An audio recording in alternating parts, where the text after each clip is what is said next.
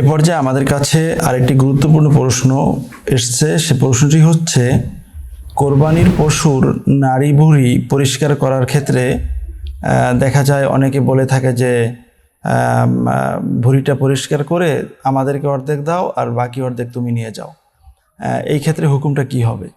আসলে মূলত কোরবানি যে পশু দিয়ে করলাম, এই কোরবানির পশুর কোনো কিছুই কোনো বিনিময় করা যাবে না। এখন এই যে নাড়ি ভুঁড়ি আপনি পরিষ্কার করতে দিলেন, অর্ধেক তাকে দিলেন এবং অর্ধেক আপনি রাখলেন, ওই যে অর্ধেক দিলেন এটা কিন্তু বিনিময় হিসেবেই দেওয়া হয়েছে। তার কারণ সে কষ্ট করে পরিষ্কার করলো, এর বিনিময় হিসেবে তাকে অর্ধেক দেওয়া হয়েছে।